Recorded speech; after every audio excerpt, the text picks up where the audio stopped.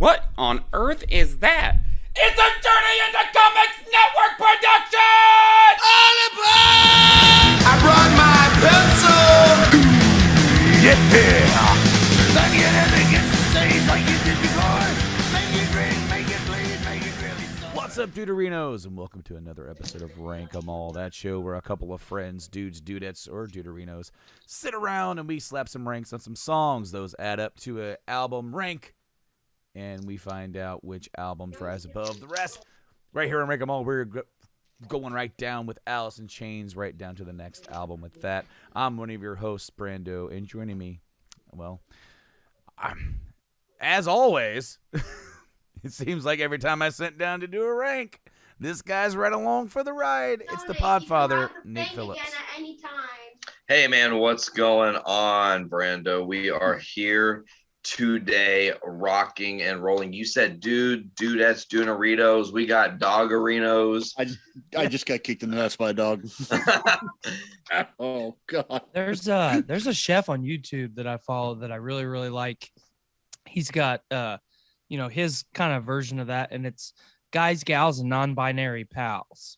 Ooh. And I just really like that one because it's like, it's as chill. It's as chill as it can possibly be, because obviously that can be an uncomfortable topic for a lot of people. Sure, absolutely. And one thing that I've kind of adopted Duderinos as like the name of I did that a long time ago. It was like, man, what am I going to call my people? And that's just what I called my kid. When I would come home, he would run to me and say, Daddy, and I would like, what's up, Duderino? And it just became my thing. But, as Kel says, I'm a dude, she's a dude, we're all dudes. That is an argument that I'll make because I think it's all-encompassing. We're all dudes. Yeah, I call people dudes all the time. I use dude a lot, but I have to say I can't hear the word Duderino without thinking, or duder if you're not into that whole brevity thing. There you are. Exactly right. But, of course, Nate, we're not alone. You've already heard their voices. Welcome to the show. Once again, T.Y. Tyler. How you doing? Doing good, man. And, of course, the one and only Buckles is here. How we doing? We are doing fantastic. We are diving today into Dirt, not literal dirt, but the album Dirt from Alice in Chains. Don't tell me how to live my life. Well, you know what? I won't. In fact, I want to give Buckles the nickname the Mad Scientist just because. Like he's a 1990s radio jockey, the Mad Scientist. I'll take that. It's like, okay, if I'm not the Mad Scientist, I have to have like a weird animal name that is just the whatever. Like the Wombat or something horrible like that. Yeah. The Wombat. The Wombat's remember. better. We're gonna go with that. I think it's David Cross does a stand-up bit about radio, and he says something like, "It's always one is an animal, one is a like mental defect." So it's like the dingo and the lunatic, something horrible like strange. Ultimate Warrior, my Dean buddy Ambrose. Strange. I haven't heard from Strange in quite some time. That's unfortunate. I've won a couple of Metallica records and Wings from that guy. So me and Strange are pretty cool. In fact, there was a point where I was laughing and joking about how much I would hear from Strange, and I got a voicemail at work from Strange. Hey, Brando, this is Strange down at 93.5. My name is Strange. It's very strange. Well, what isn't strange is how much of a success the second album from Alice in Chains really was when it came out. Of course, last week we covered Facelift, the debut album. And there's something that I forgot to mention last week, and that was the charts. Oh, yeah. I forgot totally to mention. Forgot. I usually try to mention how many roughly. I'm not going to go worldwide album sales because we don't have like easily accessible info for that. However, the Facelift last week, it peaked at 42 on the Billboard 200 and is certified platinum twice. So at least over 2 million records sold just in the United States. So that's like, across the entire world, you might be able to add up another couple of million on top of that. Their debut was at 42. That's a pretty good start. They also had a couple, was it Grammy, not wins, but nods? I already closed the tab for Facelift, and I'm not opening it back up. So I'm not looking at that one. However, Dirt the tribe has spoken. If I recall, I know Man in the Box was nominated for, I think, a Grammy and like an MTV Movie Award or Video Music Award at least once, I think. Dirt was nominated for a Grammy Award for Best Hard Rock Performance, and of course, there were 5 singles from Dirt. Dirt was The released. men 12. Dirt was released September 29th, 1992, and as I said, 5 singles. It is under the genre of grunge, heavy metal, and alternative rock. And I want to test your trivia right off the bat, Brando. As you mentioned the word singles, the last song on the track. Singles in your area? No, Tyler. I know that's on the brain, but we're not doing that. No, the first single on the album, Wood, was actually from the movie Singles, predating Dirt. Well, there you go. This album peaked at number 6 on the Billboard 200 and is certified platinum 4 times. So they did what they needed to do with the second album, and that is more than double your fruits of your labor. And with coming in with 5 singles, not just 5 singles. Remember, last album it was 4 singles. It was like 1, 2, 3, 4, right in a row, right the sound, like down the track listing. Every single on this record is fire. Absolute fire. I'm going to say every single track on this record is fire. Yeah, I'm going to go ahead and speak for the group. Just be prepared for This one's going to be skewed, folks. Almost uncomfortable, like gushing for this album in certain points, because I've got some numbers pulled up myself. You know, they're on just Spotify specifically. You know, I talked about this a little bit last week. There are 4 tracks on this album on Spotify that have over 100 million plays. That's just Spotify, you know, and that's not including any of the other services, like I said. And then out of the total 13, there's another 4 that have 10 plus million. So it's like the whole album is just it's just prime choice, grade A, top shelf material. It is, to most people, it is probably one of these seminal albums in the grunge era and one of the best albums of the 90s, bar none. Absolutely. I know I mentioned on our messenger chat, our group chat, that as I was doing my rankings for this, like, I'm completely incapable of being non-biased. I love this album. This is one of my top 10, if not top 5 albums of all time. I totally agree, but unlike last week, I put this one under a little bit more of a microscope, and I'm interested to get talking about some tracks. So this album was recorded during the Rodney King riots, and yep, yeah, they had to get out of town. They were, yeah. Jerry Cantrell was buying beer, and somebody came in to loot the store while he was in there, and he was stuck in traffic. I saw people getting pulled out of their vehicles, getting beat. So they got out of town and came back and finished up the record. Didn't they like hold up with Tom Araya from Slayer? They did, and he's also on this record as well. Yes, so he is. One of the biggest themes of this record is drug use. Mm-hmm. And of course, Lane was pretty big into drugs off and on at the time. And unfortunately, we know his fate. That is not a spoiler. So, like, diving into some of these songs lyrically and thematically was prophetic. It was, well, like, yeah, but it was also pretty hard because, you know, like, it's dark as shit. Yeah. It was pretty dark, and he would even say that he would regret kind of going as far as he did, because it's like he was honest. He said, I wrote about drugs, and I didn't think I was being unsafe or careless by writing about them. I didn't want my fans to think that heroin was cool. But then I've had fans come up to me give me thumbs up, telling me that they're high, and that's exactly what I didn't want to happen. Mm-hmm. Yeah, you know, it's pretty sad. I heard, pray tell rumor of when they were recording this, that James Hetfield was around. and might have poked his head in the studio. Interesting. Nate, I had not heard that. No. are you okay over No. there, buddy? I have a note.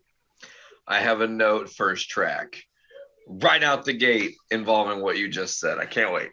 Well, let's just. I mean, I can't wait. I'll wait till you tell me hold it's on. time. Before we do that, you mentioned the quote from Staley. I wanted to go. There's a quote from Cantrell about the record that I love. And when listening to this, I've listened to it like 3 or 4 times, gone over the lyrics and everything. And I had always listened to it through the lens of it being a drug album. Really, it is, but only about half of the songs are directly about it. Some of them just feel like they are. Yeah. But Jerry Cantrell has a really good quote that goes through the kind of theme of the album, and that's it's really easy to die. It's really hard to live. It takes a lot of guts to live. It doesn't take a lot of guts to die. And I'm like, that's heavy as shit, and I fucking love it. Cantrell was fucked up too the whole time.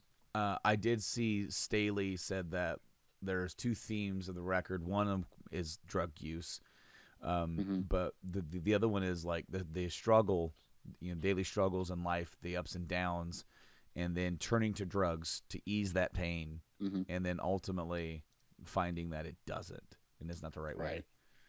Yeah, right here in the first track, them bones coming right out of the gate. The first chorus, I feel so alone, gonna end up a big old pile of them bones.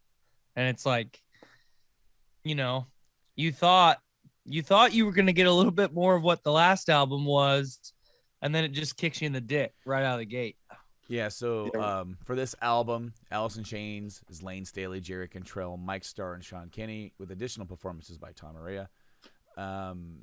I will try to signify and remember the writers. It does get a little blurry for a couple of tracks, but the Jerry Cantrell wrote the opening song, Them Bones, was a single. It was the second single of the album. And also one of the shortest on the album, Them Bones. Jesus, this is a classic song from Alice in Chains. Back to back, 2 albums in a row with great opening tracks. 75 million plays on Spotify. It is short, but so sweet. Gets in, gets out. It does what We Die Young does, but so much better. And I love We Die Young. That was one of my favorites off of that album, coming off that rank. And they, we talked about how they were establishing their style with Facelift. This is them bringing that same energy with Die Young and harnessing it. Boom. This is our style. This is us. We're kicking you like you said, TY, right in the dick. Like this one, you mentioned that you working on their style for Facelift. We had talked on the rank for Facelift how they had different influences. You could hear different styles in that. They're kind of still finding stuff. This is their style perfected. Like they figured it out, and then okay, we're refining this fucking down. This is the purest distillation of Alice in Chains. This record is, and absolutely kicking the fucking door down with your face behind it. As soon as that track and like that, the riff is cool. The structure is cool. The like ascending part of the riff is just fucking great. It's got such a unique rhythm. Oh God, yeah. The vocal harmonies. Absolutely. Vocal harmonies on this song. Perfect. The short but sweet guitar solo. The very first of the album. That's James Hetfield. I wrote that. Exactly. Is that did Het sneak into the studio? Right in between the 2 like halves of the solo. Yeah. Did he just poke his head in the door and yell that and then run away? Never gonna catch me. Oh God. Hetfield is the greased up deaf guy. I'm touching all the candy. Yeah. All right. Does anybody else have anything to say? We kind of didn't really go in any order that time. We all just gushed. That was awesome. I just recently got back from vacation, so I had 2 7-hour car rides. Skylar and I together listened to Dirt multiple times on the way down and on the way back. And I had a lot of time, while during naps and stuff, because I would just let the album play a time or two on repeat, and then I'd switch it up, and it might come back in the playlist. And there was more than once that this first track came up through my shuffle, and it was just so nostalgic. Obviously the song came out in 92. I was born in 91. So bam, right when you're a teenager, it's like, man, check this shit out. And it's so nostalgic that it has to be a perfect 10. 75 million plays on Spotify, I think doesn't reflect truly, just how great this song is. 10 out of 10 for me. Buckles. Are you in the ranking now? Like I said, it's the perfect distillation of the Alice in Chains style. It's 10. Nate. I like this song quite a bit. However, I can't escape always having a memory of fucking playing Guitar Hero in this song. So big same. So I don't know. For me, I love this song, but I didn't want to be like whipping out 10s every 2 seconds and Joe Grimes an album or something like that. So I definitely just went with a 9.25. If I think of a video game in this song, I think of San Andreas, and I gave it a 10. Fair. Absolutely. The next track, Damn That River, written by Jerry Cantrell, is a song that he wrote after he got in a fight with, was it Kenny? Sean Kenny? I think so. I think it's one of the other members of the band, wasn't it? Yeah, like Sean Kenny hit him over the head with a coffee table. Yes. So the song has two popular interpretations. One is which Jerry Cantrell and Sean Kenny got into an altercation, and Kenny breaks a coffee table over Cantrell's head. Very interesting. I'll go first, and I said it's very riffy and catchy, and it keeps the energy flowing from the last song. Maybe it is a step down for sure, but as far as like quality goes, I feel like we didn't drift too far from the road here. Up next, since Nate kind of went last, I'll let him go first. What'd you think about Damn That River? So one thing I want to say that for my notes this time, it's just going to be a lot of riffing and just kind of like live talking because I've been so literally since we finished last week's album, literally the only thing I've listened to is Dirt. So I'm just like super in it. And Damn That River is one of those songs that as soon as it comes on, you just have this like head bang. You can't control yourself stopping it. It's got such a powerful vibe in the way they deliver the song. But one thing I want to say is throughout this album, you're going to hear me say this song specifically inspired a whole band to be created.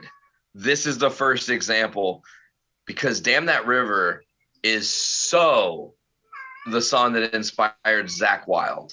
When you hear it, it's a Zakk Wylde song. I mean, you could hear adding little guitar squeals and it would be perfect. That was actually in my notes. Where is Zakk Wylde at? Like, that's what I wrote. Where is Zakk Wylde? Question mark. Nate, your cat agrees with you.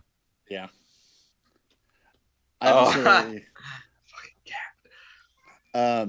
When I first started listening to the album when I was in like high school, middle school, this was my favorite song in the album. And it still is like one of my sentimental favorites. And this is still to this day one of my favorite absolute just fuck you songs. It is one of the most spiteful songs you can actually put to a record. It is, I am pissed at you. I don't know if I'm ever not going to be pissed at you. And I don't get that I am pissed at you. Fuck you. Fuck what you stand for. Fuck what you came in on. Yep. And I don't care. You're not going to change my mind. It is absolute fucking spite, and I love it. I had, I mentioned the Zakk Wylde potential there, and then really the only other note that I had was quality and respect because, Brandon, you hit it right on the head. What an energy carrier from the next song, and lyrically, oh, you couldn't dam that river, and maybe I don't give a damn anyway. Like, lyrically, it's so powerful. It's such a good like jam song. How could you not like it? I love it. I thought it was really good, and I gave it an 8.75 from me over here. Not too far off, Brando. I gave that bad biatch a 9. 9. And Ty, what'd you give it? 8.5, right there in the ballpark. And Buckles. I defy you to find another song where somebody gets hit in the face with a rake. 9.5. 9.5. 9.5 from the Wombat. I make no claim of sanity with my ratings of this album. I have too sentimentality about it. That's I am too understandable. sentimentality. It's just quality, dude. It's top notch.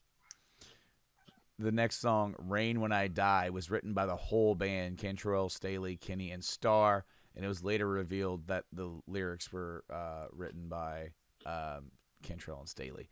So this song I wrote down for my notes, the Metallica load riff returns. So, like, I'm not. What I'm saying is, when I hear load a couple of years later, I hear that Metallica was like, man, you know what? Those Alice in Chains guys, our friends over there. When I stuck my head in the studio, I heard a pretty cool riff. So it sounds something like this. Yeah. I personally, I really wish that I, would have been picking this up on earlier, but I definitely feel and hear that Metallica was like, whatever they're doing over there, that's more simplistic. They'd already gone there. You can almost say that like half of the first Load record was kind of influenced by what Alice in Chains was doing with some of their stuff, and meshing it with the Metallica style. But I get that here. This song has a very similar sound, a little bit, to a certain song way in the future, and we'll talk about that when we get there. But and there's also a little bit of Sabbath in here, I heard as well. But we will go to, as I'm losing my voice, T.Y. Dang it, bud. So for my notes, I put let me get it pulled back up here. Slow start, but what a finish. So that instrumental solo at the beginning, when you're driving along in your car and you're going 80 miles an hour on the interstate and you go from like, Let It Go, some Disney tunes, and bam, that instrumental solo comes over the radio and it's like, God. But I think the more I listened to this song, the more I started to dig it. And I think that, again, you read some of these lyrics and it's like, Jesus, man. I think it's just quality enough that's enough. You know what I mean? Nate, what you got, bud? Man, Rain When I Die is a song that absolutely nails me. It's just like so much feeling, so much emotion. I said this, emotionally powerful. This band really hitting it here. And not to say the first 2 tracks aren't, but this is the first time you're like, he's going through some shit and he's really throwing himself out there to express the shit he's going through. Dude, that chorus, man. The chorus is my favorite on the album, and we're going to get there. I will say that there is a riff in there that the main riff of the song makes me think the NWO is about to come out. Yeah, exactly. It's like knockoff, like discount Dollar General NWO is about to come out. That's the second album in a row with that. It happens. I don't understand, but there it is. There's too many good things to say about this song, but in my heart, I know that this is one of the songs that I will call sleeper on the album and not feel any shame in saying that. Right on. And Buckles. When I listened to it originally and going through the album for a long time without really getting too much into the lyrics, I always just took it to be like, oh, this is depressing. This is about being, miserable and walking out in the rain and just sucky. But still love the song, and then listening to or reading Cantrell's, what he talks about, the song's written to a girl. This is about a relationship. Well, yeah. And reinterpreting the lyrics through that, it's like almost more, not necessarily identifiable, but more sympathetic, because the song is about like this, like, will she like respect me after this? Will she want me after this? I'm always like hiding something. Or did she call my name? and Right. then you turn right back around to it. It's like this like crippling like self-doubt, self-destruction, dooming this relationship that he's having, regardless of what her feelings are. He's dooming this himself. It's like the self-fulfilling prophecy of I'm so like upset with everything. I'm so depressed that I'm doing this already. And it makes the song like it kind of pops a little bit more. It doesn't go along with the drug theme of the rest of the record, but it also has this theme of like overlying dealing with some shit. Yeah, I think that's what makes it so great, though. Yeah, because definitely. it sets itself apart Right from that major Absolutely. theme. Absolutely. As far as the music stuff, I wanted to like one of my favorite parts of this is so minor. It's in that instrumental riff at the beginning. They're like you can hear him playing with like the very top strings of the guitar, that real like jangly like glass sound. I love that. I don't know what it is. I don't know how he's doing that. It doesn't make any other appearance in the song, but that always like I just kind of pop for that a little bit. And then the ending where you have it kind of fades out and then fades back in with that chorus part. It's so weird. It makes like there's not really much sense to it. Yeah. There's not really a reason for it. Yeah. It just feels thrown in there, but it stands out really well. It's cool. It catches you off guard every time I listen to it, because I don't have it set, like, especially on Spotify, I don't have it set to remove that transition. So the song plays totally, and it catches me off guard every time I listen to it. I don't know if it's supposed to be a transition into the next song or if that's the actual ending to Rain When I Die, because it does fade back out again. Well, no, it just really kind of ends abruptly. Yeah. Like it fades out to fade back in to end abruptly. Yeah. I will say one last thing. The answer to Lane's question was, regardless of if the sky was raining when he died, I know the world rained, because it was a very sad thing. And I don't know. I think this song, man, there is some real deep darkness within this guy. Absolutely. that is onion layers peeling through as we dive deeper into the psychosis of what he was going through. Absolutely. Definitely. Buckles, would you rank it, buddy? Honestly, I have a 9.5 out of 10. I again love the song. It is something I've listened to over and over and over throughout most of my life. It's always been a like one of those perfect rainy day songs. Seriously, I mean, it is. Like, it definitely is. In true emo nerd fashion, I used to love walking to class back and forth in the fucking rain with this on the giant head can headphones, circa 2007. Nate. 10. Wow. Absolutely. I think it's totally deserving. Absolutely. This is one of the songs that I judged a little maybe too harsh, I think, but totally. Is that your rank? No, 8.75. Okay. Like you said, it's deserving. I gave it an 8. The next song, Down in a Hole, written by Jerry Cantrell. Welcome to the Fields, boys. Should we all start clapping right now? This was the final single released from this record, and Nate gets to go first. Preload vibes yet again. There's a lot of the inspiring of Metallica in this song. I love the intricate work of the guitar throughout. It's in constant motion throughout the whole entire song. There's something going on. I love it. I love the emotion which Lane sings in and the harmonies that they hit together, Jerry and him. It's like it raises the hair on my arms just thinking about it, let alone listening to it. This is one of those songs that when you're younger, it hits you like it's like a cool song. And then as you get older, you're like, man, I can fucking feel that in my bones, and because sometimes life just beats you down and life beats the life out of you, if that can be this specific song's motto. But I love this song. There's so many great things. I think it's the second verse when he comes out and the guitar's got it's real intricate picking. They got that like phaser on it or whatever. Maybe it's a reverb. Yep. And Lane is just in the fucking pocket. It's so I can't even. Anyways, that's all. That's my thoughts. Buckles.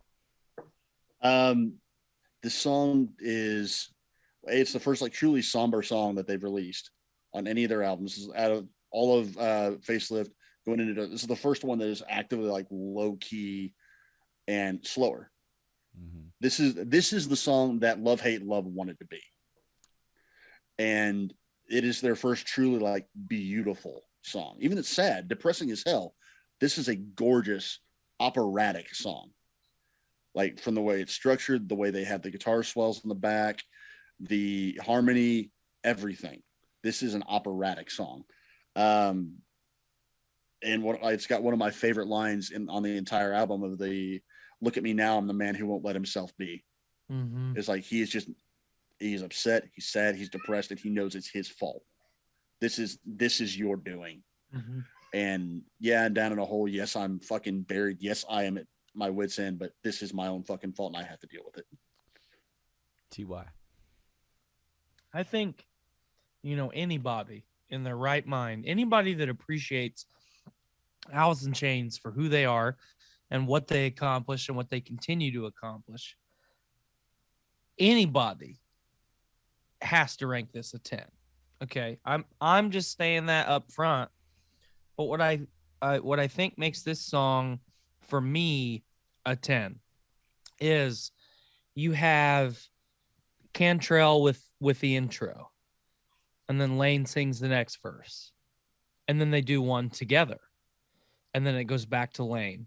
Mm-hmm. And then this song again takes the formula that they absolutely have found in Success and then tweaks it just a little bit, and then makes you fall in love with this version, and then you want more of this. And then Brando, the vocal harmonies, like, dude, it just makes you like want to gush. The lyrics. Go ahead. I was gonna say this is like the tone wise. This is the first time that you get that feel that you get later in their acoustic stuff. Mm-hmm. That's no excuses. That somber. Their whole fucking acoustic live album is this feel. Right. It's amazing. Buckles saying the thing about it being quickly. No, you're fine. Buckles saying the thing about it being symphonic though, man. It makes me wish that they did a Alice in Chains and Symphony or whatever. Oh my god, dude! Orchestral. Fuck yeah. The final thing that I had to say. Think about the things that define truly. Like, think about it, every band's greatest performance, right? What are most people going to say for Alice in Chains? It's that Unplugged, and then you break that down even further. And I was going to say that's the only thing that's unfortunate about this song is if they would have never done the Unplugged set, then obviously this is one of the greatest songs of all time in this version. Right. That Unplugged set, man. And especially with the video, seeing how sick Lane looks, and it's soul crushing, and that is what makes this a 10 out of 10. It's my rank. This is my favorite. Yeah. This is my favorite Alice in Chains song of all time. Yep. Can't fault that at all. It was before. It is now. And all I can hope for with the rest of these ranks, for the rest of these albums, is to find any song that gets remotely within the shadow of this song. Yep. If something even gets a ass hair close to this, I'll be pretty happy with this ranking, with these episodes. Valid. This song so far out of these, out of the last album and this one, is the most grunge sounding to me so far. For what is defined, not because even though Alice in Chains is considered grunge, we established in the last episode, they're more heavy grunge. Every band has their own style and their own thing, right? But there is a formula and there is a thing that has been established as grunge sounding, and a lot of that, like whether you like it or not, is what Nirvana brought to the table. This gets close to that Nirvana sound, and they do again later on the record, and I'll point it out. Not that that's a bad thing. I'm not saying they're ripping off Nirvana. I'm saying they have found something in here that is reminiscent of that, but in my opinion, they do it better. It's that Seattle sound. Yeah. That's what it is to me. It's, it's like I said, at that time, so many musical greats were coming out of the West Coast, and immediately everybody's like, okay, it's all getting cranked out of California.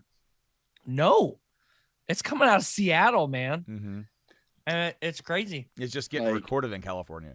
Mm-hmm. Yeah. As far as like the sound, and we've talked about it before, but to me, the grunge sound has never been Nirvana. That's never been the prototypical grunge sound to me. This album is the prototypical grunge sound to me, but that's also because I feel like Alice in Chains is the stereotypical grunge band. It is the finest expression of a grunge band. Mm-hmm.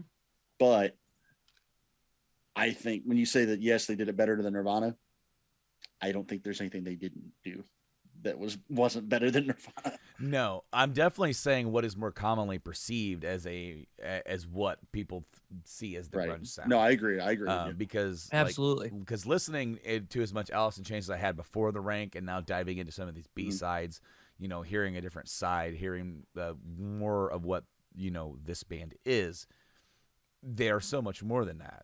And I'm excited to get to more. I gave the song a 10. Nate, did you also? What'd you give it? It is a 10. All right. And Buckles? I can't call something beautiful and operatic without giving it a 10. All right. We got our second perfect score, fellas. Yep. Down in the hole. Absolutely majestic. The only thing, dude, I struggled with giving this a 10 for the exact same No. Just wait. Just hear me out. Not because I didn't want to. I wanted to. But for the exact same reason that Tyler said earlier, the unplugged one, which we are going to rank, right, coming up. Spoilers here, I can't folks. wait. There is one song on the entire Metallica run, that I said if I broke my own rules, I would give it 11. This would be that song, and that would be on the unplugged version. And so, literally, fucking spoilers, bro. God. Well, They'll forget by then. It's cool. TY already said it. That unplugged version of this song, just like you said, it is hair raising. And hearing the album version, how close it gets to that, just on a recording, because it's what you said, and we're going to talk about it when we get to that unplugged. But I'll be the slightly dissenting opinion in that I actually heard this track before I heard the unplugged. Mm-hmm. So this to me is the first. This is what I always think of with this song. I adore the unplugged version. This is still the version I think of. After watching it, I could not ever I love both versions, but completely. The only reason I was struggling, It's I'm the whole performance. Because if 10 is the highest, then that's a 10. And then I'm like, well, then is this a 9.75 or 9.9? Because and then I'm struggling with it, and then I'm like, no, it's a freaking 10. The next song, folks, Sick Man. Nate. Sick man. Sick man. Always gotta find a medicine for his cough.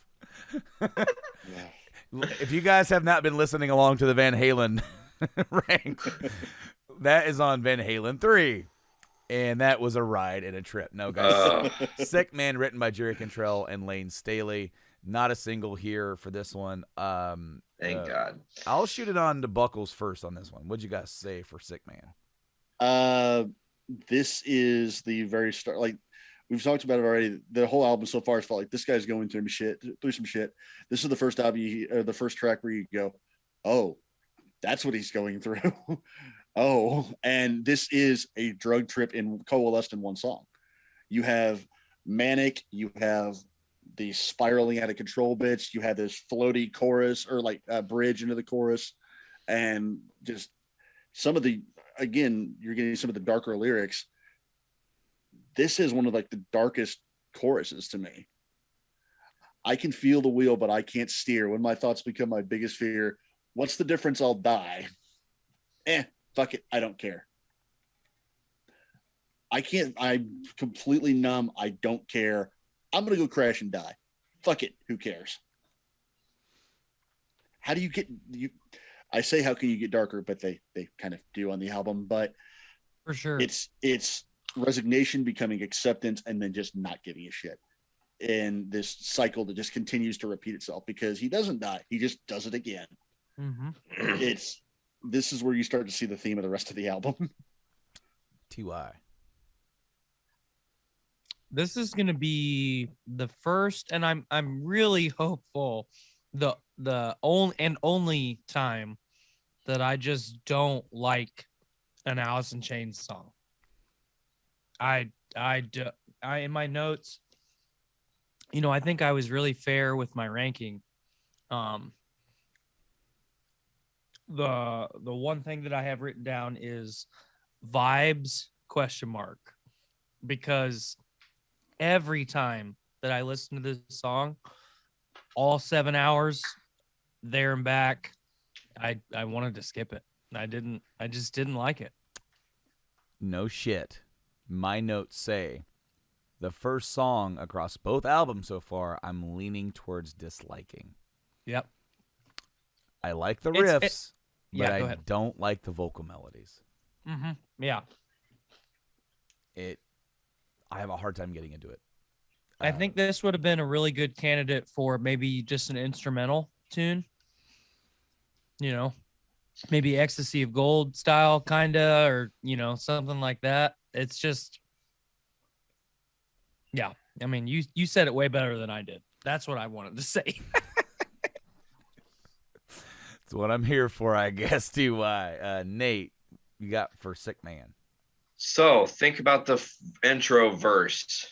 Da da da da da da da da da. Right. It was in that moment that Rob Zombie was born.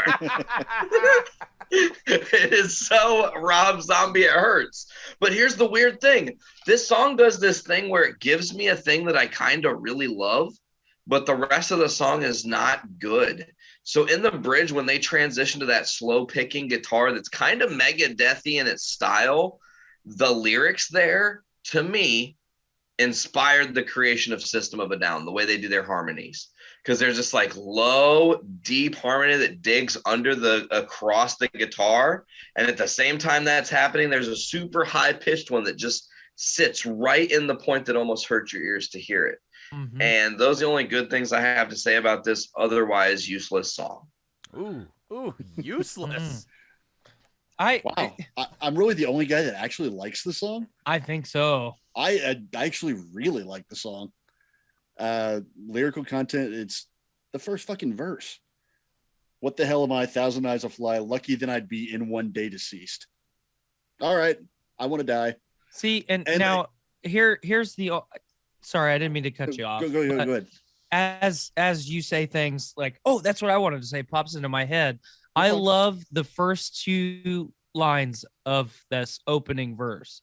I don't like the way it fades into the next verse.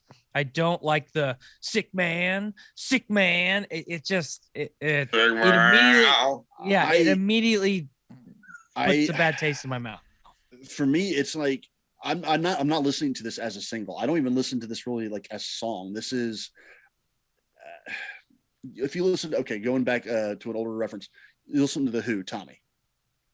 That is a concept album. Most of the songs are just suites. They're not really meant to be a single. There's no structure there. This is listening to a drug trip. This is being hyped up, and all of a sudden just getting so fucking numbed out that you're just spinning. It's Mortal Kombat dance. That's the chorus. Okay. I love that structure. I love, like, yes, it is off-putting. It's meant to be off-putting. Well, they do a good job. Like I can't fault it for that. I can't fault it. I love that design. I love that fast to blur to fast to blur. I love it. Yeah, and I think I can speak for everybody. Don't get me wrong. It's hard it was really hard for me to be like, I just don't enjoy this because You're fine. Alice in Chains for sure for me is one of those. I put it on. It's I'm either in a mood or it's gonna stabilize my mood and I can just chill, or I can get amped up if I want to. And this is too much amp. This is 3 cans of amp. Yeah. This is amp energy drink. Yes. That's No fair. one liked That's that fair. one. Completely fair. Buckles, what'd you give it, buddy? I gave it a 9. I love the song. Ty, what'd you give it? 5.5. Nate. 6.75. 6.75. I gave her a 6. The next song, nobody's ever heard of this one. Written by Jerry Cantrell. It's the longest song on the record. 6 minutes and 15 seconds. It was a single, so I guess a few people have heard it. It was the 4th single, believe it or not. And it's this song. It's like, I don't know, it's Rooster or something like that. I had a hard time writing notes for Rooster. I'll be honest with you, because what hasn't already been said about this song? Mm-hmm. Obviously, Jerry wrote this about his dad in his time in Vietnam. This song, it's a journey. It's a man. It is a story of a man's journey through a literal real life hell. Mm-hmm.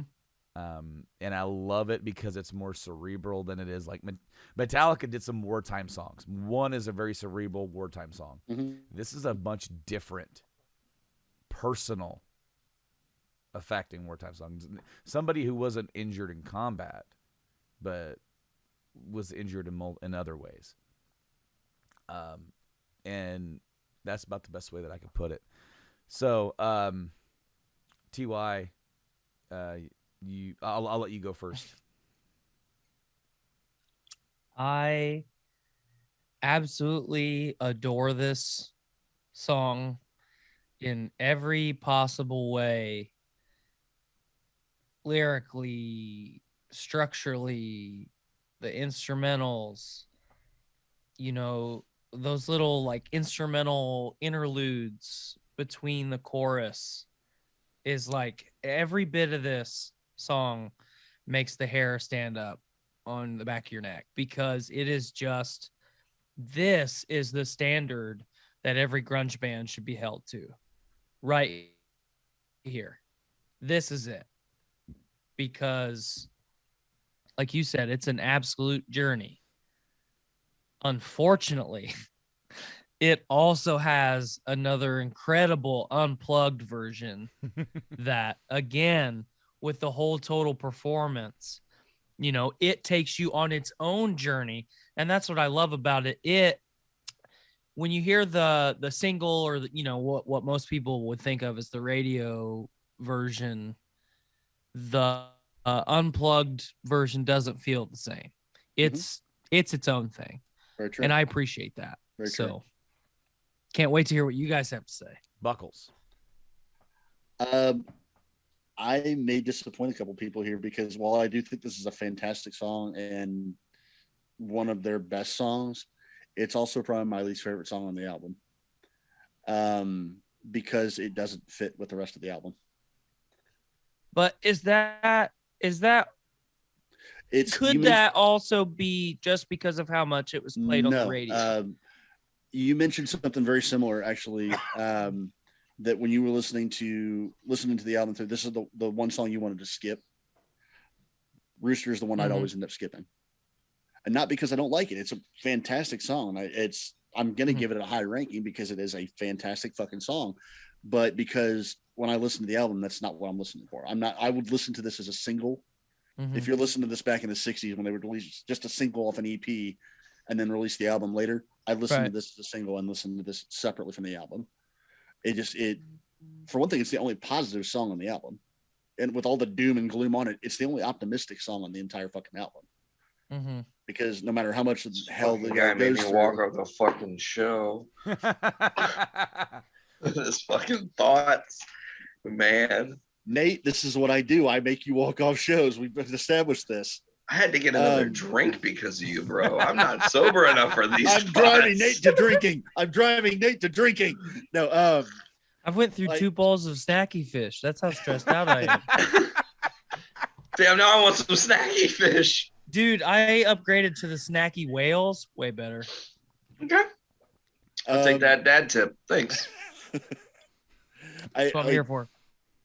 It's, to me, it doesn't fit with the rest of the album. Like, I listened to this wanting to get to that heavier, darker, like. What are you, Wilson? For fucking Wilson.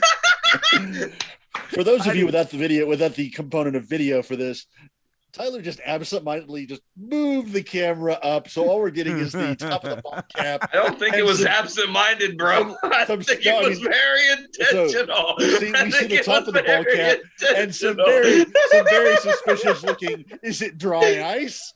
Is the house on fire? Is the Undertaker coming out? I'm brewing a potion. It's hocus pocus time.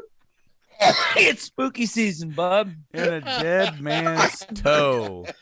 Yep. Dead man's toe and a dead man's toe. Nate. Oh my God. What are your thoughts on Rooster? Had to. 10. It's a 10. That's what that or his notes. It's a 10. I can't control myself. Thanks, Nate. Let me explain why, though. I love this song. That's kind of the point of the show. Thank you for doing so. That's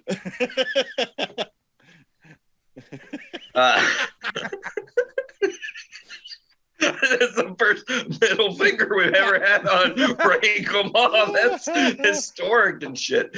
Okay, so. Okay, anyways. Last week we met.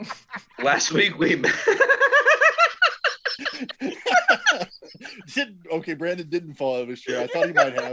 Holy shit. I'm just looking at Nate, and then I see TY's window just slowly creeping back.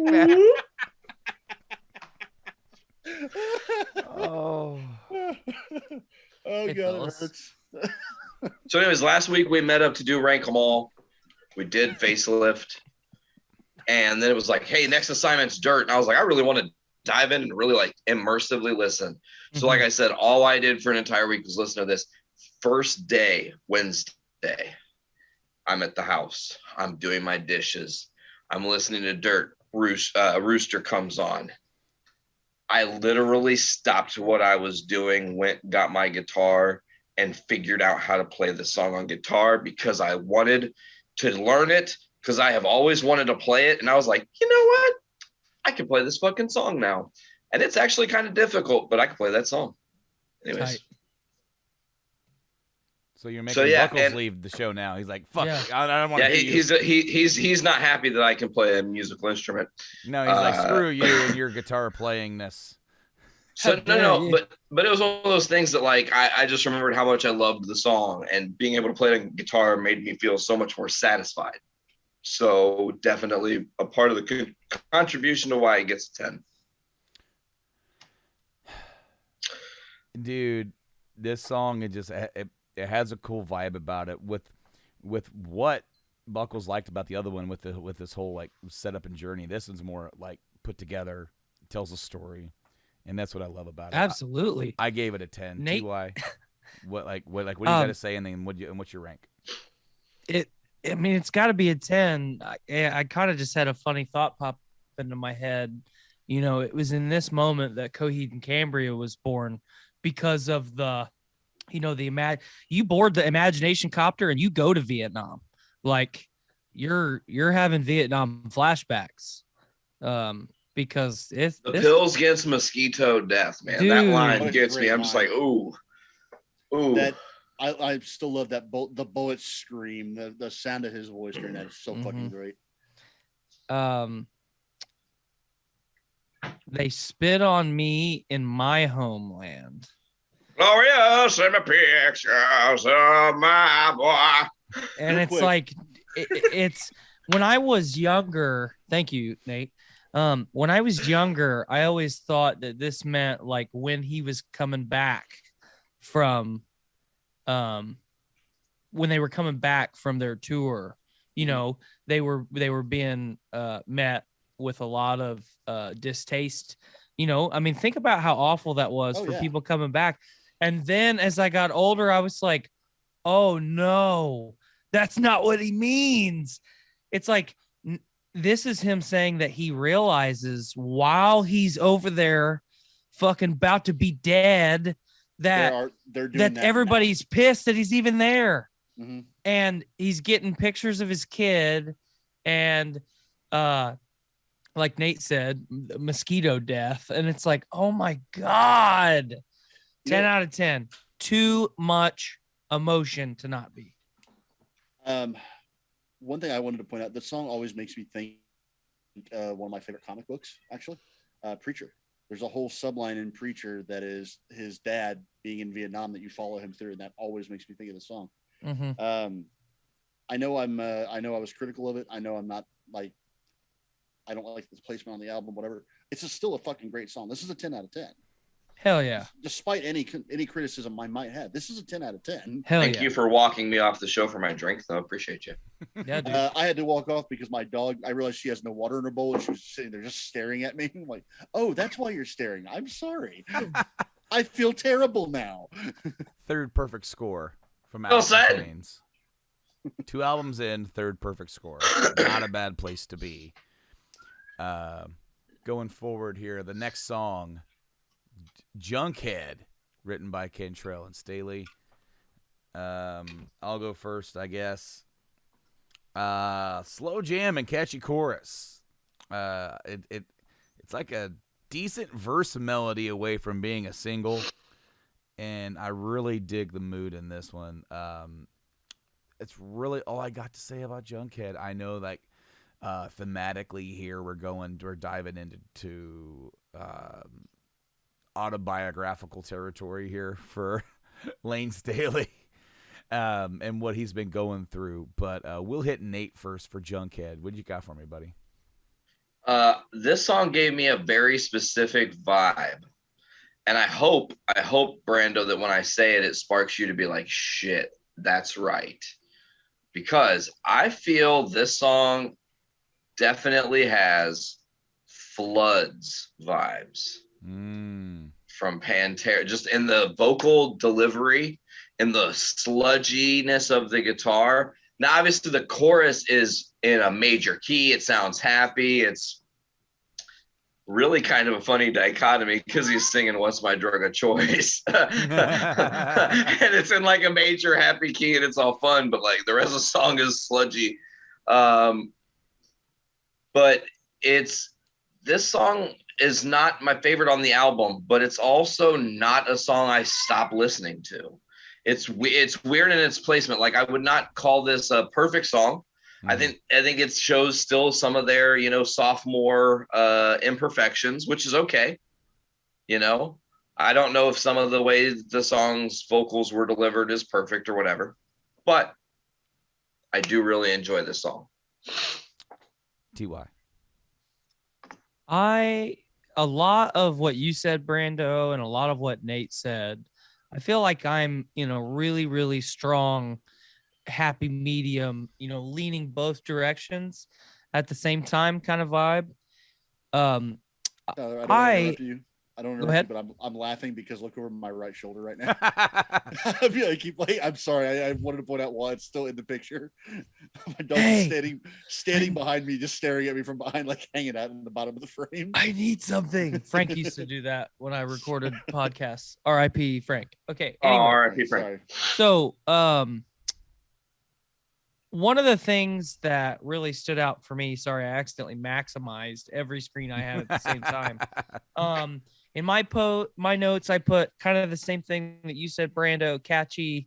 But I didn't know a lot about this song, really until we started doing this. So I looked into it and I got a couple things to read. It says Jerry and Lane wrote this. It was their way of expressing their thoughts on drug abuse and how you can't understand the mind of a drug user unless you are the one yourself. More specifically, he meant that only an addict could understand another addict, understand the hellish pull that heroin has on a user's brain. And then this is separate from that. But what sets this commentary apart from most is that it also acknowledges just how fantastic an opiate high really is. So after looking into that and then actually like putting the lyrics under my microscope, like, dude, you want to talk about like just tough subjects. It's like, of course, you know, we judge everyone, you know, that's what we do. But it's like so many times it's like, man, why don't they just give that shit up? Well, have you been inside the brain of somebody that is experiencing this? You know, so this song's got a lot of social commentary too, on top of its normal themes, and love it. Absolutely love it. This is actually one of my two favorite songs on the album. Because like Tyler just hit on the head, the lyrical content, this song is frightening to me because this is like watching a friend relapse. Mm-hmm. This is watching someone that you know is going to go like through hell because of this, and watching them do it, not just doing it, but doing it with a smile on their face. Mm-hmm. This is the first note I had. This was smirking on the path to hell. This is fuck you. I'm indestructible. I'm doing this anyway. Mm-hmm. I'm the fucking an old friend turned me on to, or a new friend turned me on to an old favorite. Nothing better than a dealer who's high because he's going to buy. This is this smirking like I have money. I've got money. Fuck you. I can do whatever I want. You're not going to stop me from doing drugs. This is watching your friend who you know is a problem alcoholic getting into a car and you can't stop him. Mm-hmm. This song is fucking terrifying while being happy as hell. Mm-hmm. Smirking the entire time. I love this song. It's just corrupted. Fucking corrupted. What'd you give it, Buckles? 9.5. 9.5. And TY? Absolute 9.5. 9.75. 7.5. And Nate?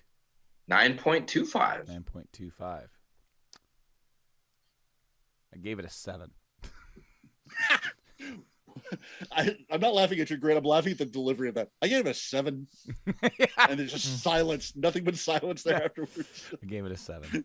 The next song, title track, Dirt. Mm-hmm. A song about dirt. I don't think that's what it's about, Brando. I'm just saying. Written by Jerry and Lane. We'll let Buckles go first. This is the flip side of Junkhead. This is the darkest song on the album, and this is one of my other two favorite songs because it is the flip side of that coin. This is what the other song is getting high and fucking flipping people off. This is coming down. This is rock bottom. This is a cry for help and not being listened to. This is blaming someone else for your problems that you caused. And the fact that there's lyrics about stinging pistol in my mouth. I want you to scrape me from the walls and go crazy afterwards because I've just blown my own brains out. Literally lyrics in the song. And he knows he's out of control. He wants to die at this point. He's like, I'm so low. I am so strung out. I want my life to be over. I don't care about anything else. And I'm going to ask somebody for help and then give them the middle finger for not helping me. This is rock bottom. And it's in its own way, it's beautiful because of it. It's heavy as shit in theme, in lyrics, in music. One who doesn't care is one who should not be. What are you talking about? Are you talking about the person who is doing the drugs and doesn't care about their own life? Are you talking about asking a friend who suddenly doesn't seem to care about you and hating them for it? It's the fucking worst. In all the best ways. Nate. This song has so many cool little intricacies. The way the guitar riff is throughout the song is almost like an Egyptian scale and how it's delivered. the fucking power in Lane's voice when he's singing some of those lines is like, it wasn't hard for him to go in the booth and do that, you guys. Like, he was just letting out what he really felt. And it was, oh, this song is powerful. Like, chills you to the core. I love the solo. It's got a really cool guitar that kind of sits under it that you don't hear a lot in their style. All in all, another just fucking homer, man. Ty. It's funny. I actually put in my notes chills, question mark, and then powerful, blah blah blah. Pretty much, Buckles and Nate have hit the nail on the head for me. I just that opening line to the chorus, like Buckles said, one who doesn't care is one who shouldn't be. It's like, okay, I know what that means. I felt that. And then I personally, I love the guitar solo. I don't, it's just, and it's not anything super crazy. And it's not like, we're not doing Dragon Force shit. It's just quality guitar solo. So love it. Love it. Top notch. So I like the guitar lick, but the song really doesn't quite get there for me. It's got some catchy vocals, or decent vocals, but when compared to what has already have come before, it comes off to me as a bit less. And I also really like the solo. And that's what I've got to say about it. I gave it a 6.75. And we'll start with TY. What'd you give it? 9.0. 9. Okay, 9.0. A niner. And Nate, what'd you give it? 9.5. 9.5. And Buckles. This is the centerpiece of the album. 10. A 10 from Buckles. The next track, Godsmack, also by Jerry and Lane. We created our name because my lead singer got a fucking thing on his fucking lip, and that's how we created the game. You fucking liked Alice in Chains. That's how you came up with the name of your stupid ass band. It's not that stupid, but hey, it's an awesome band. It's one of my favorites. I like Godsmack. I know. I just hate that they tell everybody that it like some story, and it's like, come on, man, y'all were inspired by Alice in Chains. Let's just be real. Listen, I got a compliment from their manager once. You shut up. That was the last time I got a compliment. And a hand job. Hey, stop lobbing factual statements at me like they were insults, Tyler. I thought he was talking to me. I was like, oh shit. Very, very, very similar, I'm sure, to like Machine Head and Deep Purple, the Deep Purple album. But man, Godsmack, I'm just gonna go first. I don't really dig this at all. It's a decent riff, but the verse vocals are a no from me. This was unpleasant to my ears. And that's unfortunate for an Alice in Chains song. This is my second lowest rank on the entire album. But we are not getting into Van Halen 3 territory here. In fact, this rank would be a high rank for Van Halen 3. So therefore, I feel like it's pretty fair. We will start. I like your grading skills. Well, it's not Van Halen 3. So now, look. Before that, I just want you to use this for everything else. I want you to use that ranking for everything else now. We're going to have to, trust me. Oh, trust me. How was dinner tonight? Well, it wasn't Van Halen 3. I just got terrible food poisoning from it. I just shit myself, but it wasn't Van Halen 3. Van Halen 3 is looking up. Van Halen 3 has actively tried to end my life on more than one occasion. Yeah, dude, it's not good, man. It's so bad. And I hate the fact that I'm saying that about a Van Halen record, but it's true. It's bleeding over. This will make like probably the 4th podcast we've done in a row where we have shat on the same record. Van Halen 3. That includes Van Halen 3.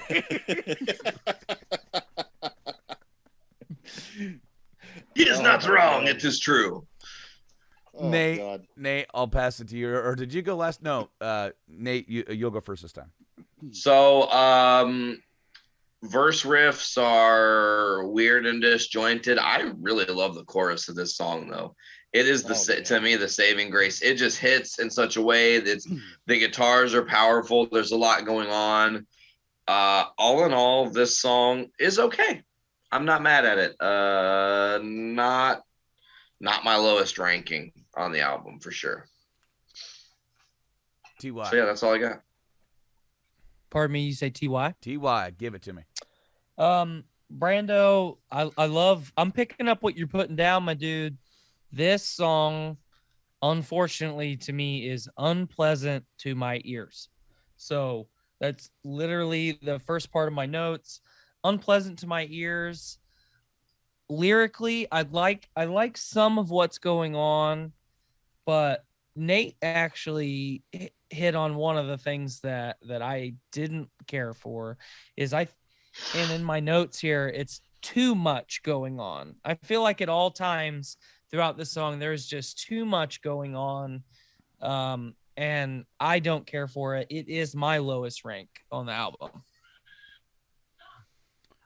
And Buckles, do you like this song? I very much like this song. I knew it. Again, and you mentioned that it's disquieting to your ears. It's unpleasant. It's meant to be. This is another drug trip. This is, to me, looking at the lyrics, this is the point of view of the fucking heroin. This is the devil on the shoulder. This is, it's meant to be disquieting and disorienting because you're supposed to be tripping out, and not in a good way. This is bad trip. This is that chorus, especially being as manic as it is. Like, to me, this is supposed to be the vibe of a gut punch, and not in a like, I'm gonna knock your teeth out. This is like, I'm gonna make you stumble and like clutch at your stomach for a while because you're gonna throw up. This is the think of a good. It's the scene from Willy Wonka where they're going down the tunnel. It's where we don't know where we're going. We show no signs of slowing, and somebody's in the back just laughing at you, and telling you that, what have you done? What have you fucking done? You've done it again. How dare you? Stick your arm up, or stick up your arm for some fun, or stick your arm up for some fun. And then this jeering thought that no matter how much you fucked up, no matter how much you hate it, no matter how disquieting it is, you still can't stop. So your sickness weighs a ton, and God's name is smack for song. You are still going to come back. I love that. It's, yes, the music's off-putting. It's kind of meant to be. The lyrics to make up for it to me. I love it. What'd you give it? 9.5. TY, what'd you give it? 5. 5. And Nate, what'd you give it? An 8.25. I also gave it a 5. Understandable. Again, I get it. The next track has multiple different names depending on where and when. It is most commonly now known as Iron Gland, also sometimes known as Untitled or Intro Dream Sequence. This is technically on Spotify. It's Untitled. Technically, it is an intro to the next song. So we've gone back to a Van Halen record, Nate. Like, we've gone back in time. This is the song with Tom Araya, with vocals, if you want to call it that. It's 4 words. I'm gonna get this out of the way. I said this on the Van Halen that it was sometimes unfair to rank intro tracks. Listen to our Diver Down rank in Like 8 intro tracks on that 13-track album. I know, and like some of them are good, some of them are pretty cool, some of them are not. This is in the not category for me. Thank you. Thank you for saying it. I have 3 words for my notes. The first word is pointless. The next two words are obviously Sabbath. Yeah. Obviously. Yeah. Like, I mean, it is what it is here. And I don't rank it very high simply because if you listen to the Van Halen ranks, some of those intros were pretty well put together. Some of them were not. Some of them were just random. This one is, I don't want to be mean. I felt like it was barely an effort. It felt like something that was dicked around and just left on the record. Yeah. And I mean, it's not. Yeah. And Tom was there, and they hung out, and they said, "Oh, let me scream, I am Iron Gland." Yeah. Thanks for the ride over here, by the way. Thanks for letting us know up at your place. So, hey, you want to be on the record for 30 seconds? Yeah. Yeah. Yeah.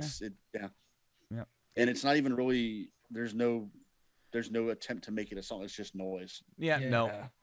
It still isn't the worst intro or instrumental track that has been ever been ranked. I swear to Christ, if the next thing you say is Van Halen 3. Surprisingly, no.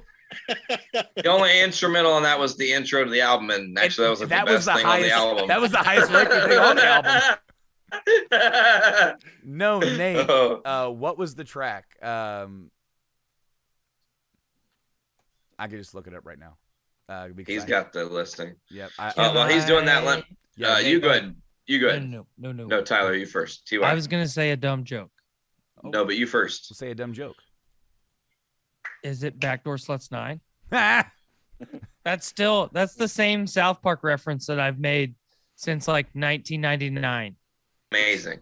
Like I'm still making that reference. So I just wanted to ask this question. Did they decide to spoil Endgame, the version with Ant-Man beating Thanos, as the intro to this untitled I Am Iron Gland?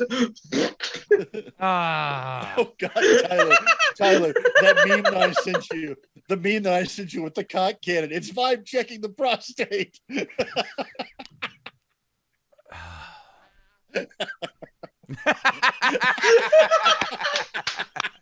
I made Tyler disappear. Well said.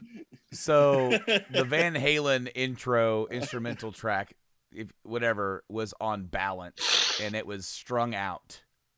Oh my God, yes. If you haven't listened Which to unfortunately was like from 1983, right? It was an unused finished thing. Yeah. Which is the worst part about it. Okay, so that is the one of the only times, other than a 10, that we all gave it the same exact rank on that one. And do you want to guess what that rank was? Is 0 a rank? No, it was 1. Okay. We all gave it 1s. That was a legitimate question. Because Strung Out was him plucking on piano strings, and it was just fucking noise. Okay? So what I can say about Iron Gland is that there's an immediate and obvious reference. And so I gave it points for that. And has everybody had a chance to say what they want to say about this track? I would say that we put more effort into ranking this song than they put into making it. Well, I gave it a 4. I had a 3-word note as well, Brandon. Mine is waste of time. Minus waste of time. No, mine is. Gotcha. Mine is waste Gotcha. of time. Because this is 43 seconds that I'm never going to get back. Like I actually didn't even give this one a numerical value because I wasn't sure what we were going to do with it since it is an intro track. You know, I just put a question mark. That's exactly what I have it ranked. It gets ranked. And I think I'm going to give it a 4 just like you, Brandon, because I mean, it's I don't know. Like you're professionals. What is this? It brings the album down. Yes, absolutely. My ranks have differed just like a Buckles. My ranks have differed a little bit from you guys but nothing like this. No, nothing. No, it's trash, dude. It's trash. I wasn't sure how we were gonna rank it because I didn't know what we did for intros or stuff like this. I gave it a 5 just because I felt like that was median. Just okay, it exists. Yeah, but like you said, like, that's more effort than they put in. True. To the be only reason fair, the only reason I'm giving it a 5 is over a 4 is that I've also ranked like the other like off-putting. Maybe that was the intention. Like there was supposed to be something that makes you feel weird and like woozy in the middle of it. So maybe that was what they're going for. I did give it a 5. I had it listed as a 5, and when I re-listened today, I knocked it a point because simply because I can understand that because it just made me angry when I got to like, what the fuck is this? All right, I ranked it 5 ? Nate, what'd you give it? Because it's disjointed and makes no goddamn sense. I gave it a 3.31. Oh shit, dog! God damn it! Wow. You gave it a Nate as an asshole? Whoa. You gave it a Nate is pissing off Brandon? Hey, it's the algorithm. It'll still work regardless of my number. That really hurt your average. See, Brando, he just compared you to an algorithm. I am an algorithm. I am algorithm gland. Well, Brandon, I am your algorithm. That's when you get zucked in the butt. Yeah. Oh, Damn. Wow, what a meta reference. I hate to feel that, is what Lane Staley said about hate to feel. Yeah, you just hate to feel that in the old poopa. Tyler's shaking his head. Nate's cracking up. I'm rubbing my temple. This is terrible. Hate to Feel's the next track. We're getting this back on track. Hate to Feel.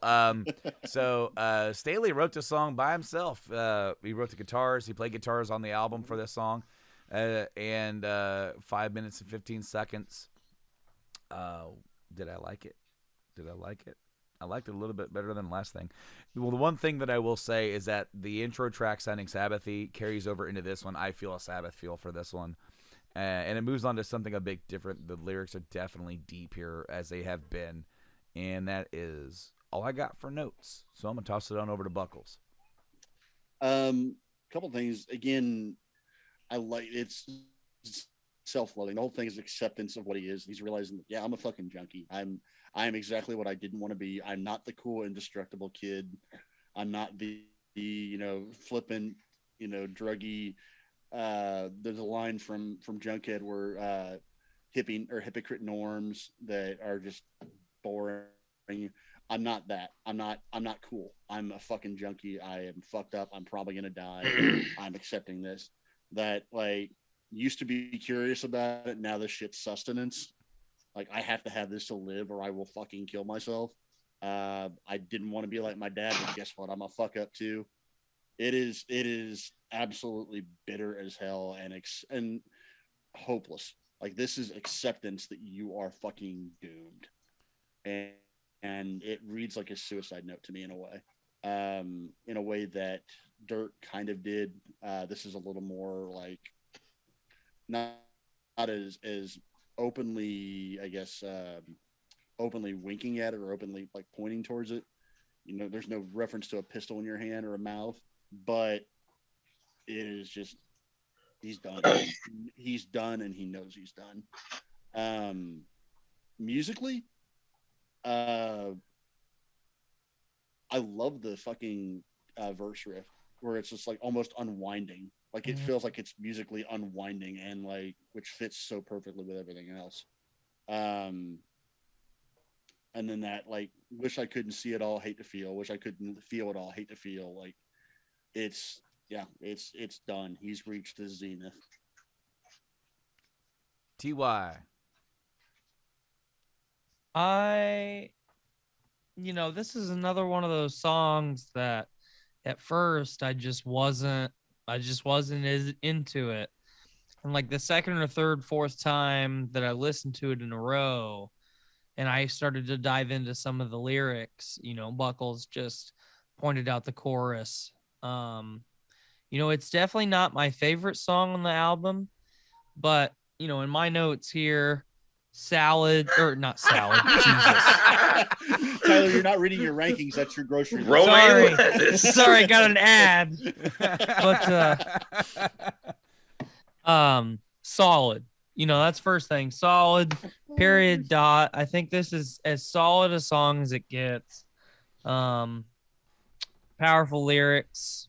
Don't love it, but I think it's strong.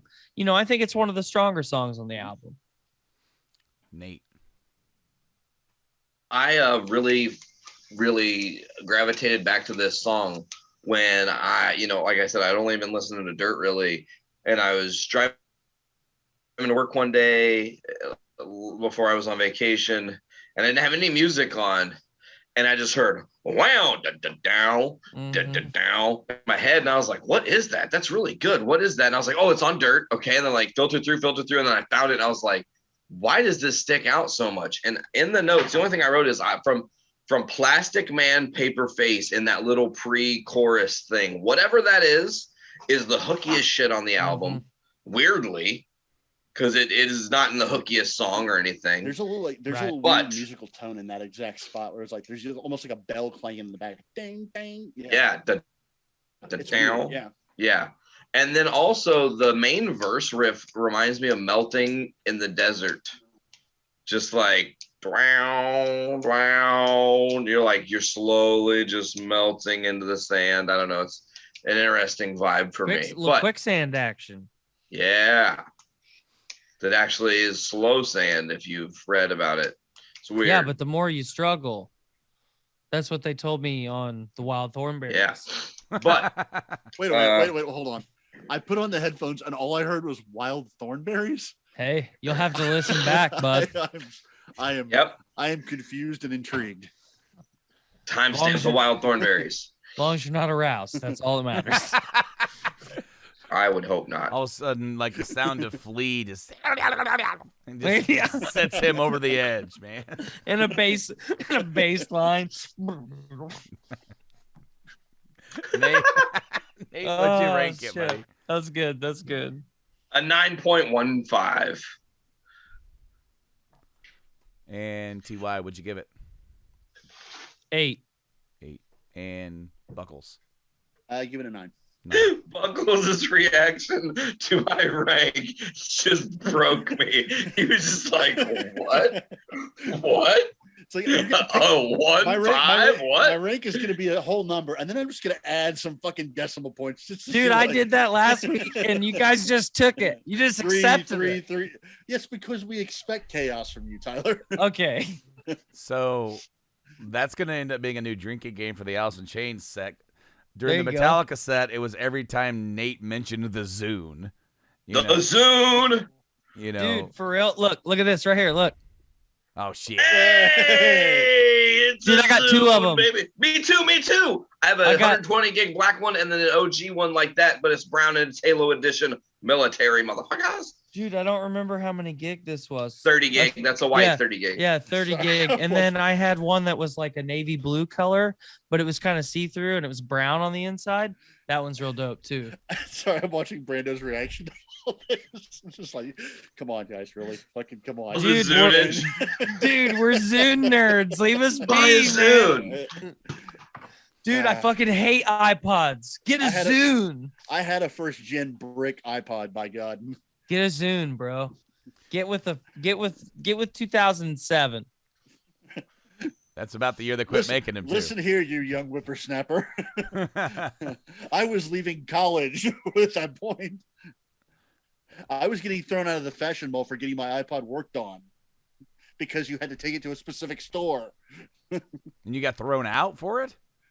Yeah, actually, not for being at the store. I got thrown out while walking to the Apple store at the fashion mall in Indianapolis because I had long hair, a Metallica t-shirt, and a leather jacket on, and some woman saw me and hid her children. And my reaction was to just stop and go, "Are you fucking serious?" And the cop just goes, "No, you need to leave now." But that was on the way to the Apple store in the fashion mall.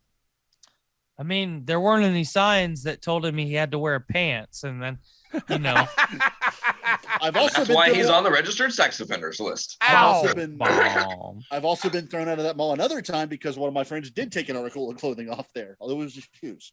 Got thrown off for just deciding not to wear shoes in the fashion mall. And What I are they, the got thrown out of fucking it. fashion police? ha! The guy looked like LaForce from Mallrats too. I'm not kidding. So I gave Anyway. that last song a 7. I can't remember if I said my rank. Anyway, no, you did not. The next song, Angry Why are Chair. you so angry in your chair? Well, Wait, I'm did I not say mine? yes. Yes, you did. Yes, you did. Okay, I couldn't remember. Yeah, gave Raymond. it a good old 8.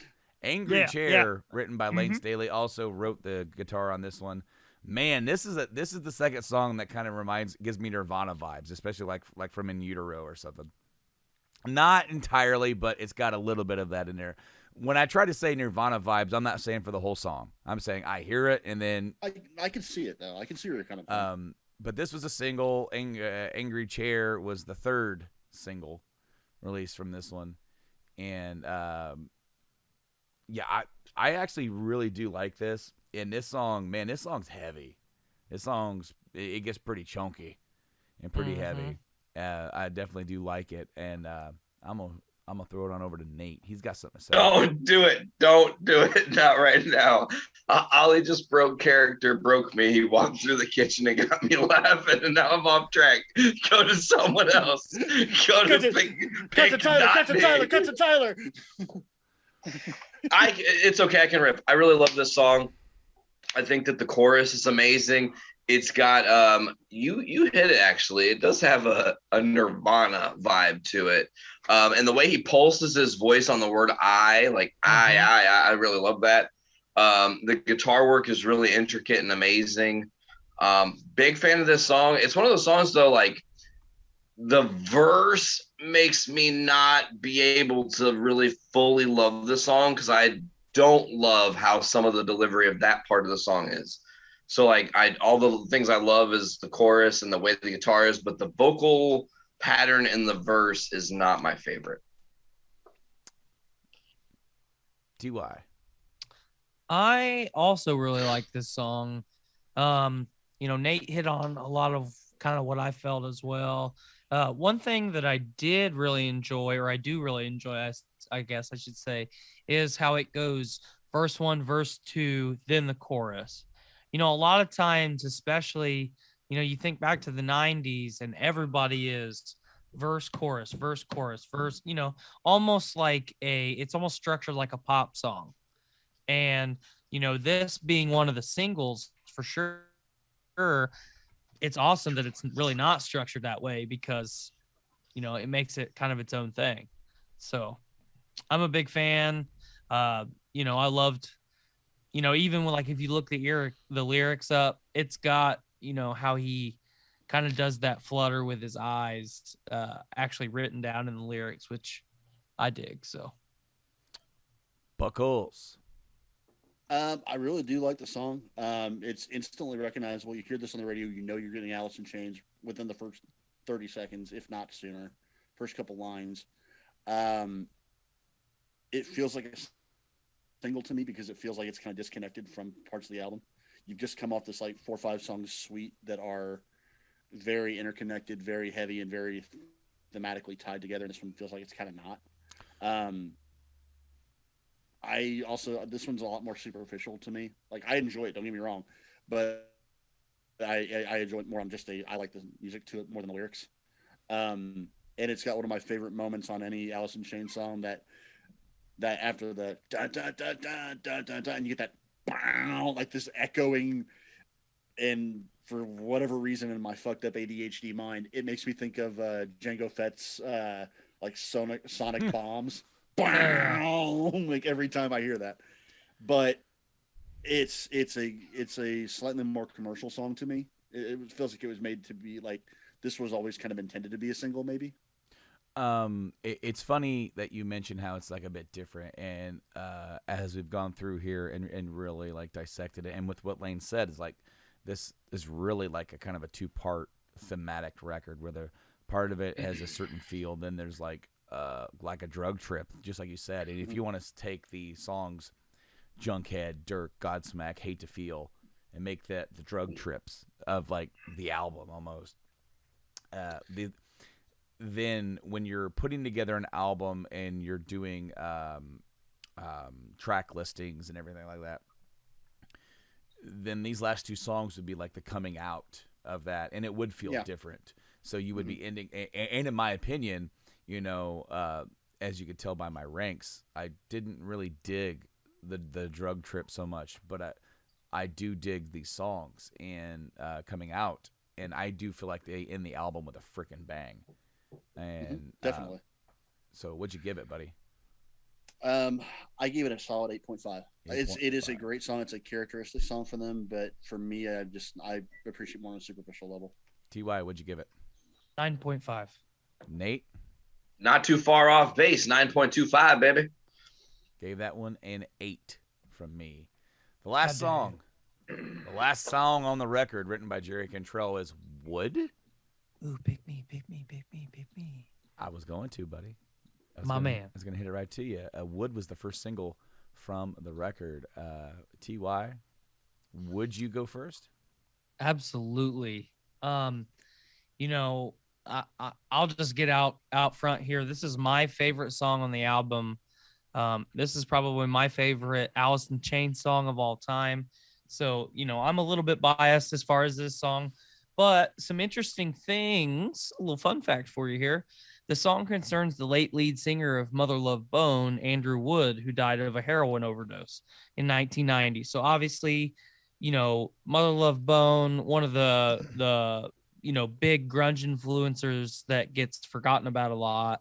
Absolutely. And kind of got some notoriety because of Andrew dying in 1990. Obviously the heroin carries through the theme, but interestingly, Wood and Wood are homophones. So Cantrell wrote it.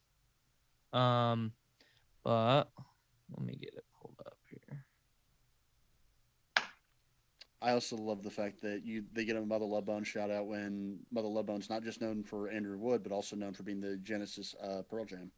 Mm-hmm. Prior to some long-haired dickhead coming out of San Diego. The chorus of this song is just, you know, the drums are it's such an up-tempoed song. Once it gets going, that you know, it just puts you on the edge of your seat. And I mean, I'm at a loss for words. It's so great. Mm-hmm. Buckles. Musically, this is one of my favorite like drum and bass songs ever. I love the drum line. I love the bass line. The drums are tight. I desperately want to learn how to play this on drums. I've tried to multiple times and always failed. And the bass line is just so fucking chunky and it's funky almost. Just like Tyler's, chunky and funky.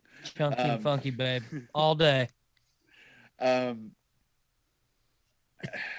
Again, this is, to me, I love the song. It's a great single. It is a great song. I vibe with it all the time. The lyrics don't mean as much to me because I wasn't as big a Mother Love Bone fan, so I don't get all the references necessarily. I do like the fact that it's kind of calling out people for passing judgment on other people. You know, I like the vibe behind the song. I have nothing bad to say about it. It's a great Alice in Chains song. It's one that people recognize right off the bat. And Nate. So while the song in itself, everything that I needed to say, they already took care of about how great the song is. This song has a personal story to me, and it's tied also. And when I say this, it's happenstance that what I'm about to say is what I'm about to say. But this song and My Own Prison by Creed will always live next to each other in my mind. Why is that, you wonder?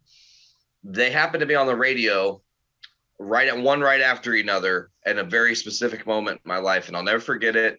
I was in Little League. I was probably like in second or third grade, and one of the kids brought a wooden bat to practice. And it was, it's cool. And the coach was doing pitching, and we were practicing, and the kid hit the ball and line drove it directly into my coach's face. Oh, and it shit. exploded the top of his eye. Like literally his eyebrow exploded open. I've never seen so much blood. It was crazy. And it was like traumatic as a kid, like seeing all this happen, and like he had to stop practice and he's going to the hospital. And I remember I had to get a ride from somebody. And when they drove me to the house, it was the end of my own prison and wood. And I just, every time I hear this song, I can see Tom Spears holding his face, gushing blood, from this baseball injury, as fucking weird as it is, from a wooden bat. No, you're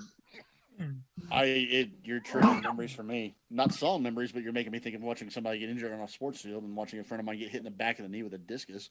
Oh. Oh yeah. You hear a crack, you can hear across a field. No God. The coolest thing about this song to me is the end, the last 3 words, or the last line. And how if I could, would you? Do we have any like horror movie buffs in here? I know Tyler, you like some horror movies. Some. Texas Chainsaw Massacre. Mm-hmm. The very first time you really see Leatherface, he opens up the door, cracks the dude in the head with a hammer. You hear that snap. Mm-hmm. When he shuts that metal door, you just hear this boom, and it just reverberates. Mm-hmm. That last line of wood is that sound. It is just this unholy boom at the end. Mm-hmm. And it is so cool to me. Always is one of the coolest moments to me.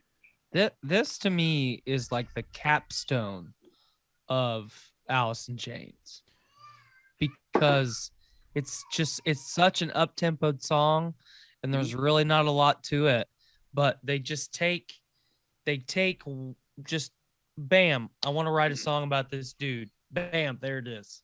And that's how it feels to me. I think this might be one of the best closers on an album that we've ranked so far. Absolutely. Quite typically for a lot of bands, they put their better songs towards the beginning or just kind of scattered throughout the record. Very rarely do you have like a big single come from the last track on an album. There's a beautiful bit of dichotomy between this and Facelift, where you had the first 4 tracks were all the singles, and the last 2 tracks were the first singles off of this. Or not the first singles, but the very first single, and then I love the bass in this. I love the groove, the vocal harmonies, and that, you said it, Buckles, that fucking ending. Yeah, I love how this song defies the structure of a verse chorus, because then it goes into like a full outro. And it kind of changes it up, and then just bams hits it home. I gave this song a 10. I teetered with it. I almost didn't give it a 10, but I didn't think there was any way that I couldn't, because of just how much this song hits. So yeah, I gave it a 10. Nate, what'd you give it? A 10. Buckles, what'd you give it? A 10, because it is one of the best songs on 2 separate albums. This is also, like I said, it's one of the lead singles from the movie Singles, which is very much tied to the entire grunge movement. Is a fantastic soundtrack in its own right, and it's one of the best songs on that album too. It's one of the few albums you'll ever hear, or songs where you'll hear Alice in Chains described as having a groove, and they very well do. Ty? 10 out of 10, baby. 10 out of 10, buddy. If I could turn it up to 11, I would. I know the feel, buddy. That is 3 perfect scores on one album. Not too many albums get that kind of love. In fact, I'm not sure if any actually have, Nate, that we've done so far. That we've done. I have not looked at the scores for the Between the Buried and Me, and I know that Colors over there got a lot of love, and was from the quote from our good buddy old Dick Blaine, said the scores might have been a little inflated because it was just so loved.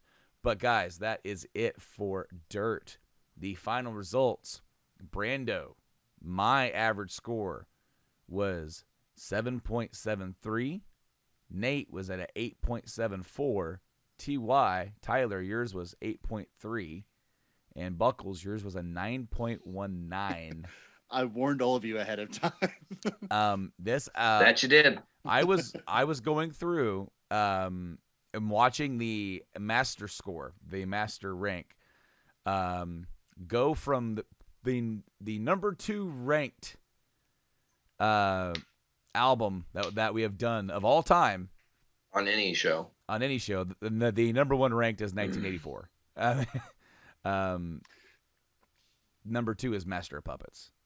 For at least as far as I'm aware, unknowing of the final results of the Between the Buried and Me. This one doesn't quite get there, but the master rank is at 8.49, so pretty damn respectable and within the ballpark of some of the higher album ranks that we've done so far. Of course, we had 3 perfect scores. We had Down in a Hole with a 10, we had Rooster with a 10, and Wood with a 10. The lowest ranking, I don't think it's any surprise, it's Intro Iron Gland with a 4. I want to ask you something real quick while you're looking at the numbers. If you took Iron Gland out of there, do you know what the total would be? How much does that one, if that could be called a song, dragging it? Ooh. Let me see. Brandon, also, do you want to go through the individual track averages for the chat or no? So every single track our averages Like we did last time? I didn't go through every single track last time. I usually hit the highest and then the lowest, but Right. all right. Without Well, what? Hold on. without Iron Gland. So this is an addendum. This is asterisks. All right. If Iron Gland didn't exist, my rank goes up to an 8. Nate's goes up to a 9.2. Oh, yeah. Tyler's goes up to an 8.6, and Buckles goes up to a 9.5, with a master rank of 8.8. So yeah, it definitely improves the rank dramatically and shows you why you shouldn't put waste of time, especially for this project. This project, we're ranking them all. If it's an intro track, we got to rank it. We got to slap something on there. So unfortunately, it can drag down an album because some people will be like, "Why would you even bother with that? Just skip it." Well, then you're not ranking the album, dude. We're ranking them all. Correct. You're not ranking them all, baby. Yeah, my bad, Brandon. I was thinking of our averages. That's what I put in the chat last week. Yes, and by all means, feel free to do that again. I have all the numbers here on my spreadsheet. And guys, thank you once again for joining me for this awesome album rank. Not a problem. Nate, do you want to close us out and tell people where they can find us? Well, as always, you can find us on all the different podcasting platforms, whether it's Apple Music, Amazon Music, Podbean, Stitcher Radio, Spotify, Google Podcasts, CastBox, TuneIn, iHeartRadio, many others. Just search all your favorite podcasting platforms for Rank 'Em All Podcast. Also, go to rankemall.rocks. That's our main feed where you can get all the different shows and all the different bands that we've been through their discographies. But do not forget that you can spend your time looking at our beautiful, sexalicious faces with these great beards if you're bearded, or not bearded if you're not bearded, whatever facial expressions you're rocking, because you can check us out on YouTube, baby. Go and get us Rank 'Em All Rocks on YouTube, I do believe, or it's just Rank 'Em All Podcast, one of the others. You'll be able to find us pretty easily, though. We are one of one. So that's it, guys. Yeah, absolutely. Once again, TY, thank you for joining me. Thanks for having me. Buckles, thank you for joining us as well. It's been great. It's been fun. And we're heading straight into the flood again, if you will, into the next episode. Which, guys, before we head out, I want to let you guys know that the next episode will be the EP episodes. There was an EP in between the first and second album that was Sap. And there's an EP after this one called Jar of Flies. We're going to combine the 2 episodes and do those 2 back to back on the same episode. So give those 2 a listen, guys. And we'll see you then next time on Rank 'Em All. Later on, guys.